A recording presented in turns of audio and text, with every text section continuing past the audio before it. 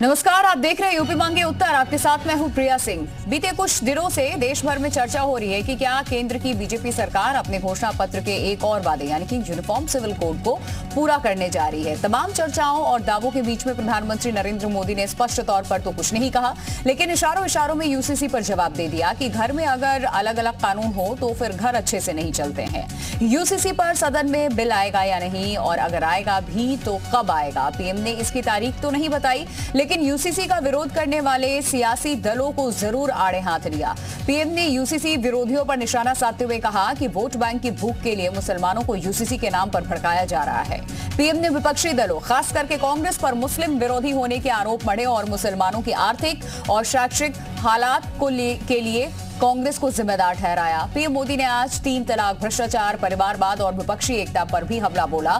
तो तमाम सवालों पर खास पैनल के साथ चर्चा करेंगे, लेकिन सबसे पहले एक अपडेट रिपोर्ट आपको दिखाते हैं।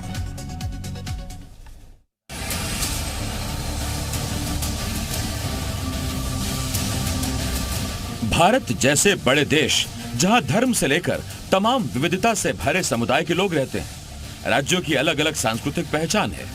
ऐसे में पूरे देश के लिए एक समान नागरिक संहिता पर राजनीतिक दलों के बीच आम सहमति बनाना आसान नहीं है।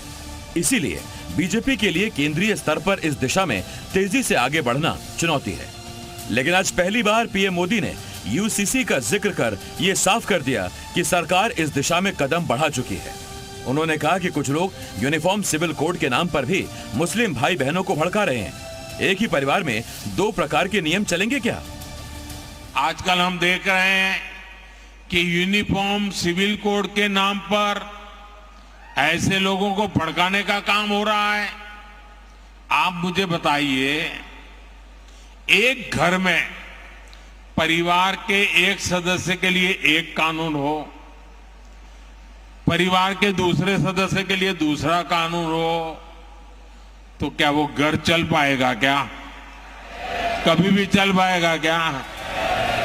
पीएम ने इस मुद्दे पर विपक्ष को आड़े हाथों लेते हुए कहा कि वोट बैंक के भूखे लोग यूसीसी पर मुस्लिमों को भड़का रहे हैं। सुप्रीम कोर्ट इस पर डंडा कर रहा है। वो कहता है कि यूनिफॉर्म सिविल कोड लेकर आओ, लेकिन कुछ लोग इसे लाने देना ही नहीं चाहते। और सुप्रीम कोर्ट ने बार बार कहा है, सुप्रीम कोर्ट डंडा मारती है, कह रही है कॉमन सिविल कोड लाओ, लेकिन ये वोट बैंक के भूखे लोग। यूसीसी पर पीएम के बयान के बाद विरोध भी शुरू हो गया है। सपा ने कहा कि देश को यूसीसी की जरूरत नहीं है। यूसीसी बाध्यकारी नहीं है, ये देश का संविधान कहता है। 21वें विधि आयोग ने भी अपनी रिपोर्ट में कहा था कि फिलहाल देश में यूसीसी की आवश्यकता नहीं है। 22वां विधि आयोग वो फिर से जनता से राय मांग रहा है, और जब वो विधि आयोग अपना कोई निर्णय लेगा तो समाजवादी पार्टी उस पर अपना पक्ष जरूर रखेगी। वहीं मुस्लिम लीग ने भी पीएम मोदी के बयान पर विरोध जताया है। यूसीसी को लेकर देश के प्रधानमंत्री देश को भ्रमित कर रहे हैं। यूसीसी की कोई जरूरत नहीं हिंदुस्तान में। सभी पंथ, सभी मजहब के लोग, सभी जाति के लोग अपने पर्सनल लॉज पे चल रहे हैं, सब मजे से हैं, कोई किसी से कोई भी कटुता नहीं है। लेकिन 2024 का चुनाव जीतना है, प्रधानमंत्री को इस वक्त अपनी कुर्सी जाते हुए नजर आ रही है, तो वो भी यूसीसी का कार्ड खेलने लगे हैं। चुनावी सरगर्मियों के साथ ही हाल के दिनों में यूनिफॉर्म सिविल कोड का मुद्दा सुर्खियों में है। इस साल जहां जहां भी विधानसभा चुनाव हुए हैं, उन सभी राज्यों में यूनिफॉर्म सिविल कोड बड़ा चुनावी मुद्दा बनकर उभरा। बीजेपी ने अपने प्रचार अभियान में इसे बड़े मुद्दे के तौर पर शामिल किया। 2024 में केंद्र में सत्ता के लिए लोकसभा चुनाव होना है। यूनिफॉर्म सिविल कोड का मुद्दा पार्टी के गठन के समय से बीजेपी के एजेंडे में रहा है। पिछले 9 साल से केंद्र में बीजेपी की अगुवाई में सरकार चल रही है।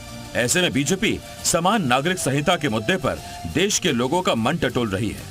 साथ ही उसकी मंशा है कि इतने बड़े मुद्दे पर लोगों और राजनीतिक दलों के बीच आम सहमति बनती दिखे।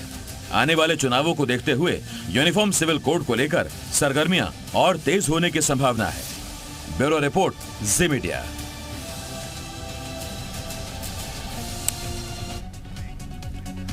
तो रिपोर्ट आपने देखी, यूसीसी को लेकर के सियासी दलों में घमासान अभी से कैसे छिड़ चुका है। पैनल के साथ चर्चा करें उससे पहले आपको बताते हैं कि आखिर यूसीसी के आने से, उसके लागू होने से क्या बदलाव होंगे, जिस पर सियासी दल और मुस्लिम संगठन ऐतराज जता रहे हैं। यूसीसी से क्या बदल जाएगा, पहले ये जानिए। सभी धर्मों के पर्सनल लॉ निरस्त हो जाएंगे। तलाक, जमीन, संपत्ति, गोद के मामलों में एक ही कानून मान्य होगा। फिलहाल इनके लिए अलग अलग पर्सनल लॉ हैं। और बहुविवाह प्रथा पर रोक लगेगी। हलाला और इस तरीके की चीजों पर भी रोक लगेगी। लड़कियों की शादी की उम्र बढ़ाई जाएगी। लिव इन रिलेशनशिप का डिक्लेरेशन जरूरी होगा और उत्तराधिकार में लड़कियों को लड़कों के बराबर का हिस्सा मिलेगा। गोद लेने की व्यवस्था सभी के लिए मान्य होगी। शादी का रजिस्ट्रेशन अनिवार्य होगा। पर्सनल लॉ के आधार पर भेदभाव समाप्त होगा। तो यूसीसी के आने के बाद ये फायदे लोगों को मिलेंगे। और अब सवाल कौन कौन से हैं ये भी आपको बता देते हैं। सबसे पहला जो सवाल है वो ये कि यूसीसी पर भड़के मुसलमान विपक्ष के तुष्टीकरण का ये प्लान है क्या। दूसरा सवाल आज का कौन सा है वो भी जान लीजिए आप। दूसरा सवाल है कि वोट बैंक की चाहत, इसीलिए यूसीसी पर बगावत। और तीसरा सवाल है 2024 के वास्ते बीजेपी यूसीसी के रास्ते। हालांकि बीजेपी के 2019 के भी जो घोषणा पत्र हैं उसमें यूसीसी का जिक्र था। चौथा सवाल, यूसीसी की तैयारी विपक्ष पर भारी। ये 4 सवाल हैं जिसको लेकर के आज हम तमाम मेहमानों से सवाल करेंगे। और खास मेहमान जो इस वक्त हमारे साथ जुड़े हुए हैं, सबसे पहले उनसे आपका परिचय करा दूं। हमारे साथ इस चर्चा में जुड़ चुके हैं कुंवर बासित अली, प्रदेश अध्यक्ष बीजेपी के। अल्पसंख्यक मोर्चा फारूक हसन, प्रवक्ता समाजवादी पार्टी से। वैभव त्रिपाठी हमारे साथ कांग्रेस के प्रवक्ता जुड़ चुके हैं। सलमान गौरी भी हमारे साथ जुड़े हैं, मुस्लिम स्कॉलर हैं।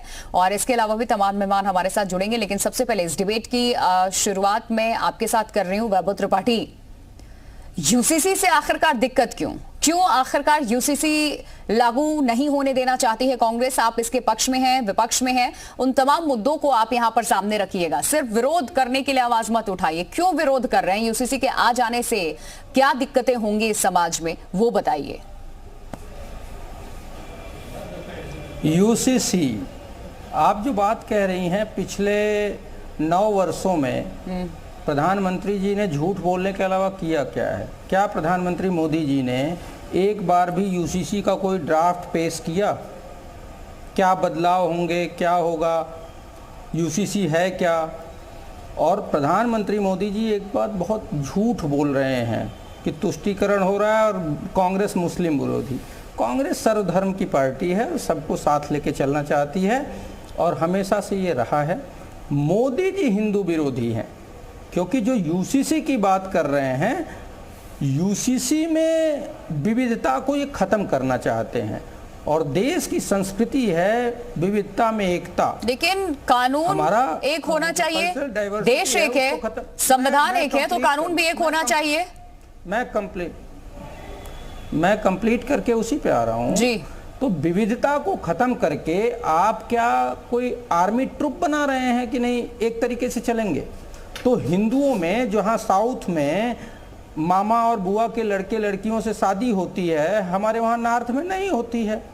आदिवासियों के अलग कल्चर हैं, दलितों में अलग कल्चर है। तो आप सबसे ज्यादा यहाँ बात कल्चर की नहीं, कानून की हो रही है कि कानून सबके लिए एक होना चाहिए। एक देश है तो फिर एक कानून क्यों नहीं? आप विवाह के, आप बताइए सीआरपीसी में कौन सा कानून अलग है कि हिंदुओं के लिए अलग है, मुस्लिमों के लिए, जैनियों, पारसियों, सिखों के लिए अलग है? आईपीसी में कौन सी धारा है जो कि दो धर्म और जाति के आधार पर लोगों को बांटती है?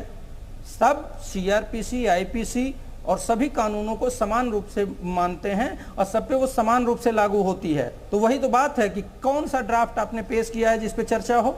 और जबकि प्रधानमंत्री नरेंद्र मोदी जी के द्वारा ही गठित 21वां जो विधि आयोग था, उसने कहा है कि ना यूसीसी की आवश्यकता है, ना ही ये वांछनीय है। और प्रधानमंत्री जी सरासर झूठ बोल रहे हैं कि सुप्रीम कोर्ट बार बार कह रहा। कौन से जज ने, कौन से पैनल ने आपको बोल दिया कि यूसीसी ले आइए?